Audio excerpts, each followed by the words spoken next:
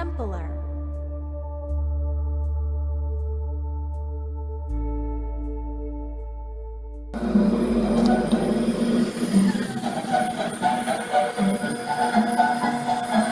For it to exist, it's rumored that they have an alternate version of history that's taught. Well, what do they teach? I found myself asking this question the first time I had heard that. So you can imagine my surprise when I found a potential answer to that question on a completely unrelated topic. But where we left off in part 1, I was discussing the great unconformity. And if you're not familiar, it's this geologic zone that accounts for 1 billion missing years. Geologists don't know where it went. The best they can come up with is some type of glacial event. You know, it's like it disappeared. And the creationists will tell you that that great unconformity actually comes from the flood. And the event of the flood did that damage. And, you know, normal, natural Big Bang people will just say, oh, that's just some glacial period. Well, I am happy to report that you're both wrong. But how? Now, I need to give a disclaimer. My position before all this discovery was that of the average American, public education, right? Understand, I was there. Pangea loved it. So, as you are offended by these things that I'm about to tell you, understand I was too. The answer to how actually lies in the layers above the great unconformity. What has been discovered, and what we have proof of, and that seems to be now factual, is that those layers above the great unconformity are fabricated. They are not natural in the traditional sense. So when we hear rumors of secret societies and what they might believe and teach, one of the things that we do hear often is some type of grand architect, some type of great stonemason. Well, that kind of makes sense now. If all that stone and all those layers were formed unnaturally, and we have definitive proof that it is, well, then that would completely make sense as to what it is that they are worshiping. It seems there was something or someone that had the ability to do that.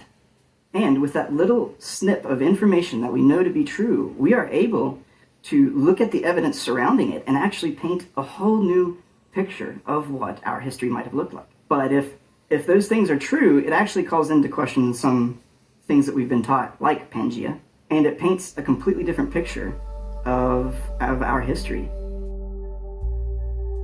So all the Venezuela stuff is actually because there's dragons underneath Venezuela? So is that the first time you've ever heard that? Because I only heard it about 10 minutes ago. You know, I've heard everything from dictatorship to communism, but, you know, most likely the reason is oil. But, you know, maybe it's dragons. I guess it could be a mix of two of them, because apparently oil underneath the surface is actually dragons that are trapped underneath the Earth's surface, and we're just taking their blood oil, or the oil is their blood. I don't really know. And there's a whole bunch of videos of people posting pictures of maps, and they're zooming in and pointing at certain stuff that I guess is supposed to be a dragon underneath the Earth's surface. Gotta love when maps and diagrams get brought out when we're talking about dragons and mythical creatures. Even those videos of the maps, people are all over the place. That it could be a biblical dragon, it could be a leviathan, it's an actual real dragon underneath the surface, and we gotta kill it before it wakes up. You know, or maybe it's a smog situation, and Trump really needs to go over there and get all that dragon gold. You know, because that new ballroom he's building really needs gold toilets. You gotta love that the weird side of the internet is gonna come up with an excuse that we invaded another country, and it can't just be because we needed control of their oil. Because we've never done anything like that before. The real reason is because there's dragons underneath Venezuela, and we've really... In 1986, Romanian researchers were surveying land for a power plant when they drilled down and hit nothing. A void. 6 meters below the surface, completely sealed off by clay, was a cave that hadn't touched the Earth's atmosphere in 5.5 million years. This is Mobile Cave, and what these researchers found inside rewrites what we thought was possible for life on Earth. This cave is a 240-meter horizontal maze with no natural entrance. It's been locked away since the Miocene epoch, before modern humans, before modern mammals evolved. When scientists finally entered the cave, they discovered that the air was basically poison. Oxygen levels were as low as 7%, which is about a third of what we normally breathe. Carbon dioxide levels were 80 times higher than surface level. You and I would last maybe an hour before passing out, but life inside this cave is thriving. Over 30 species have been found inside this cave that exist nowhere else on Earth. Here's where it gets scientifically spooky and truly alien. This ecosystem doesn't run on sunlight. There is no photosynthesis happening here. Instead, it runs on chemosynthesis. Bacteria eating hydrogen sulfide and methane, converting those toxic chemicals into energy, forming slimy mats on the cave walls and water surface, and those mats feed everything else. This is the only land-based chemosynthetic ecosystem ever found. The only other places like this are hydrothermal vents at the bottom of the ocean. And the creatures? Completely blind. Eyes are missing or non-functional. Translucent, colorless bodies because pigmentation is useless in the dark, but elongated legs and antennae to navigate by touch and chemical sensing alone. The cave's apex predator is this 2-inch venomous centipede, Cryptops speleorex, which literally translates to king of the cave. It hunts smaller invertebrates that have never in its entire evolutionary history seen light. This is an adaptation but an example of parallel evolution. Life that split from the surface world 5.5 million years ago and went in its own direction. Since its discovery, access is limited through an 18-meter vertical shaft sealed with an airtight gate. Only a handful of researchers enter each year with special permission, one of them being NASA, because if life can exist here, it can exist in the subsurface oceans of Europa and the like. TLDR, Mobile Cave is our best model for what alien life might actually look like. But for me, the wildest and spookiest part about all of this is the fact that we only discovered this cave 39 years ago, and that too by accident. I can only imagine there are many other places like this on our Earth waiting to be discovered. A witness has said that the United States used a powerful mystery weapon that brought Venezuelan soldiers to their knees during the capture of Nicolas Maduro. The witness described how the American forces wiped out hundreds of fighters without losing a single soldier, using technology unlike anything he's ever seen before. The witness, which was a guard, said, quote, "We were on guard, but suddenly all our radar systems shut down without any explanation." He added, quote, "Next thing we saw were drones, a lot of drones, flying over our positions. We didn't know how to react." He then said a handful of helicopters appeared, saying, quote, "barely 8, deploying what he estimated were just 20 troops in the area." He said that those soldiers came with something more powerful than just guns. He said, quote, "They were technologically very advanced," adding, quote, "They didn't look like anything we fought against before." He then added, quote, "At one point they launched something. I don't know how to describe it," adding, quote, "It was like a very intense sound wave. Suddenly I felt like my head was exploding from the inside." He then added, quote, "We all started bleeding from the nose. Some were vomiting blood. We fell to the ground unable to move. We couldn't even stand up after that sonic weapon." No idea what this man was trying to do. Still to this day, over 15, almost 20 years later, it's not in people's consciousness. They are not aware of what happened in Libya with Muammar Gaddafi. If you were to read the headlines, he was an evil psychopath who was an absolute nut job. And he was very evil. He did such mean things to his citizens, apparently. And I'm not disputing that. Like, this isn't like denial of whatever they say happened there. Apparently there's some chemicals involved in citizens and demonstrators and whatever. But listen, what is known is that Gaddafi had free healthcare, free electricity, interest-free loans. Newlyweds received 50 grand to find a new home. Mothers received $5,000 on the birth of a child. Citizens received a percentage of all oil sales and petrol, and it was 14 cents per liter. Government paid 50% of the price of your car. Unemployed Libyans received the average salary for their profession in benefits. But that's not the craziest part. Because you can do all these things and still somehow be evil, I'm sure. But what's not mentioned is the Great Man-Made River Project. You would not believe what this guy did to Libya to try to make it totally self-reliant, grow all its own food, have all of its own energy from oil, and be not indebted or, reliant on other nations for its prosperity. They went along in the middle of the freaking desert with trucks and tractors and excavators, and they tapped into and drilled into a gigantic freshwater aquifer underneath the desert. They tapped into this aquifer and brought billions of gallons of fresh, clean, pure, non-fluoridated water to the surface to try to make Libya, which was a desert country, an agricultural powerhouse, growing dates and all kinds of crazy stuff in the middle of the desert because they had an unlimited, basically, supply of water from this aquifer. The crazy part is that when NATO went in there, some people think, this is disputed though, it's a contentious issue, that they deliberately destroyed Libya's water infrastructure. And the contentious issue is that there's allegations that they used depleted uranium weaponry during the 2011 airstrikes. And apparently the justification was that the trucks that were drilling the wells looked like missile launching trucks. So there's that. Now, was this man truly an evil guy who did a bunch of horrible things? I'm not saying he didn't do anything bad in his life. I'm not saying he was perfect. Or, though, was he a threat to the establishment because he wanted to trade oil and not use the petrodollar and make his own gold-backed currency? I don't know. Let me know your thoughts in the comments below.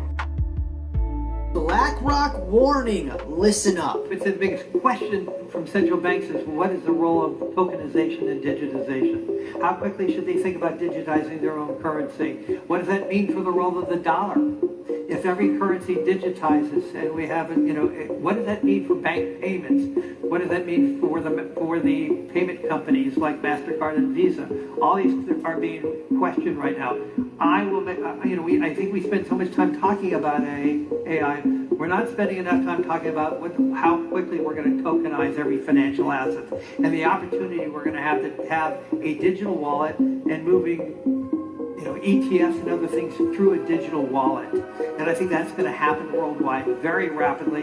And I think most countries are ill-prepared for that and underappreciate how technology is changing that. Not unlike how technology is changing AI and other things. It will be changing the technology around the plumbing of finance. Larry Fink just warned everyone that the great wealth transfer is here. Digital currency is going to replace fiat currency. It's clear as day. We're getting a 21st century upgrade to our financial system. Involved in Israel, they're involved in the Holocaust. When the Nazis saw that the war was going bad for them, and they were going to lose the war, that was like 1944, all the top Nazis were given Vatican passports and given safe passage and money through the Vatican banks. Money was given to all the top Nazis to get them out. So the Vatican sent a bunch of Nazis to Uruguay, Paraguay, Brazil, Argentina. We know they're down there. Well, it's all Catholic down there. That's right. The scientists and the theoreticians, they sent directly through the CIA, which is a Knights of Malta organization for the Catholic Church. Catholic Church is CIA. Reinhard Gehlen was not only a Knights of Malta, but he was also one of the founders of today, the CIA. Reinhard Gehlen was the man in charge of security for Adolf Hitler. He was chief of security for the Nazi Empire, Reinhard Gehlen. And when he saw that things were going bad and they were going to lose, Reinhard Gehlen was chief of security. He's not an idiot. So he goes to the Vatican, and the Vatican gets him a ticket over here to work for America, and he comes over here and sets up something called the CIA. All of these religious leaders in America on television, they have contracts under the table with international oil cartels, drug cartels, banking cartels. Oh boy. Spiralism refers to a growing online subculture in which people treat interactions with AI chatbots as spiritual or mystical experiences. We knew this was gonna happen. They are literally treating these interactions as divine revelations. Will people have churches where put in a prompt and then like 45 minutes later you have this whole speech by AI or something? Well, there's apparently all these subreddits and stuff now where for the religion of spiralism, where they have, I think they call them like acorn prompts or something. Okay. Where it's a specific way of prompting to receive these revelations. Oh. So like it gives you this mystical knowledge, and it's not like a joke. Yeah. It's like they're really worshiping Oh gosh. Sure. this mysticism. There's got to be millions of people that think similarly. Like Yeah. as reality. Where are these people meeting? Like how does this Yeah. become a religion? I don't know. I feel like we're just at the precipice of everything super spooky with technology. I saw somebody that like, I wish ChatGPT would give us like a wrap of like our conversations and stuff. Crazy. I did it. The humor in it was so funny. And it's like your predictions for 2026, and it's like, it says, I guarantee you're not going to ask me about taxes Did you know until April 14th. space has a weight, and we've measured it. If we deleted everything in the universe, about 70% of its mass would still remain in the form of nothingness. That's how heavy empty space is. And I'll tell you exactly how much it weighs in just a second. You may have seen this animation. It's what you get when you zoom all the way down, further than atoms, beyond the particles that make up atoms, and further still. We've zoomed in beyond the most fundamental particles in nature, and yet there isn't nothing. Instead, there's this. Vacuum energy. Blips of reality popping in and out of existence. It exists everywhere, and it might just be our best explanation for dark energy, which is the thing that is accelerating the expansion of our universe. But the weird part is that we can actually weigh it in literal kilograms. And that's just because what we call mass is really just energy that's confined to a certain area. So by analyzing the motion of extremely distant objects, we've worked out that 1 cubic meter of pure nothing weighs about 10 to the negative 27 kilograms. Get the fuck off your phone. Now we have three-fingered mummies, and for That episode that you did was probably my favorite. Man, when you guys did those scans of those tridactyl, whatever they are, alien-looking things, and you see the ligaments and the bones and the tendon structure, and you're like, okay, that's a real thing. Like, this is a real being. Yes. Now that we know that these they physically exist, well, they can be studied. Like, you could take some genes from them. We could find out what these things are. I think that's being done. Who would look at those tridactyl mummies and not go, oh my god, we need to get our brightest minds on this? Because if this thing existed with us, slender things with big heads and large eyes, which is exactly what that tridactyl mummy looks like, we might have actual evidence that there's another species that shares this planet with us. What was it like? It was insane. I think it broke my brain a little bit. I think this whole year's been like a process of my brain breaking a little bit. It was like an affront to like everything I'm used to seeing. And even me, because I like systematically, like you, like look into these things. Being there was freaky. Encountering an actual mummy of a life form that seems to be exactly like the beings from Close Encounters. 100%, and feeling so unqualified. Being like, why am I here? This is basically the science of magic, so listen up. So most people think that the universe is made of solid, liquid, and gas. But 99% of everything, stars, lightning, even the space between atoms, is made of plasma. And plasma is energy that is alive and it is intelligent. It is something you do not learn in school for a reason. Because if you knew this, you would be very powerful. Plasma moves, it learns, and it creates patterns. Plasma in science has certain specific behaviors where you start to realize it is the same thing as the energy that the mythology animists were talking about, where everything is alive. Plasma is energy. Plasma is the quantum field, the 0 point field. Those are all just finer plasmas, and just because we haven't discovered it yet in science doesn't mean it's not true. It's beyond the frontier. Aren't we pushing towards the edge of what is always known? And here's the thing, if electromagnetism molds plasma, which it does in science, and your heart has the biggest electromagnetic field, then a finer plasma is most likely molded, as above so below, by our consciousness, by our heart. When you're in a state of play and non-attachment and real unconditional love is when you can create reality for the better, not the worse, with intention. And when we call it plasma, instead of just calling it energy or spirit, we begin to find not only a language for reality, a language, we bridge science and spirituality and start to find a language for the invisible.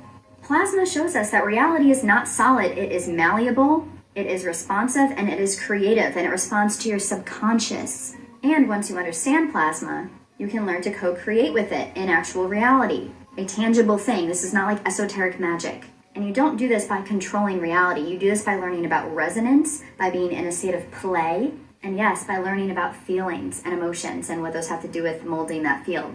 Knowing about plasma means learning the literal science of magic, and we can also learn how consciousness shapes energy by learning how electromagnetism shapes plasma. And we also can learn how energy responds to love, to coherence, to curiosity, because when you're in those states, you are more likely to create fortuitous or miracles for yourself.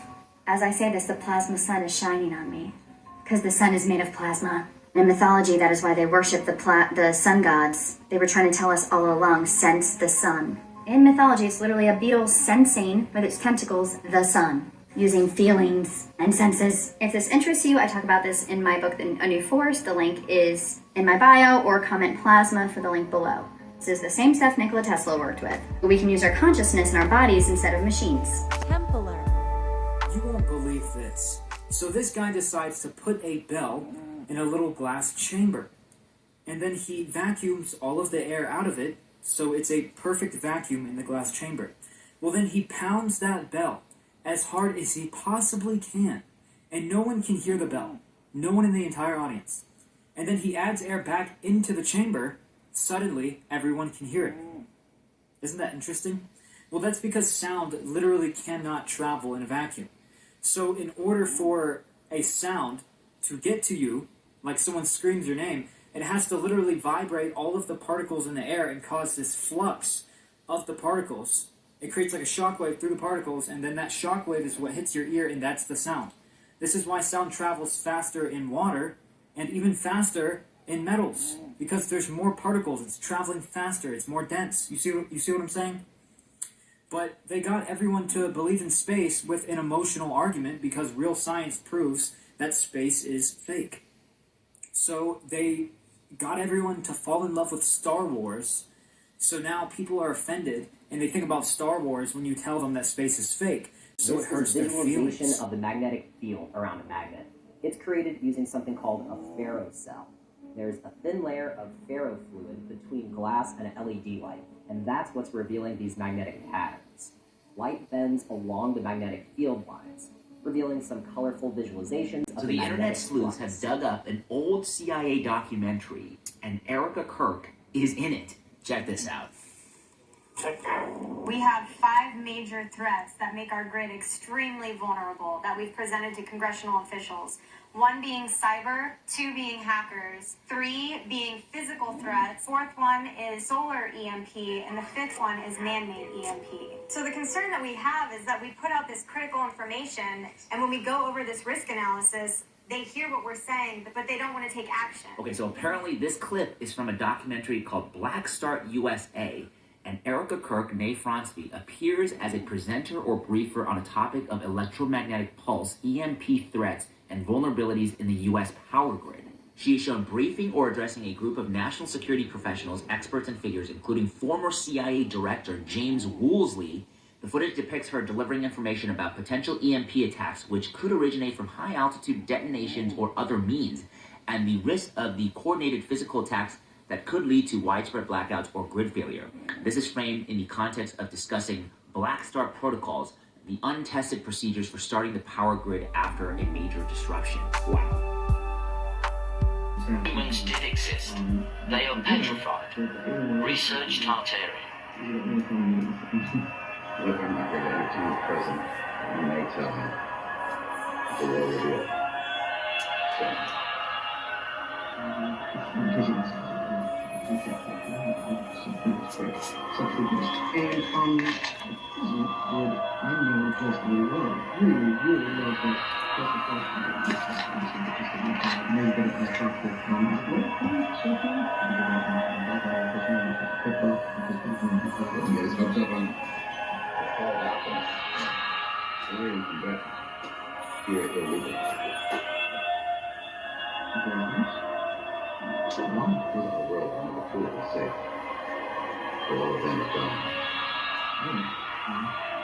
I hope to do a nuclear ceremonial farewell, especially since the military has worked so closely with them.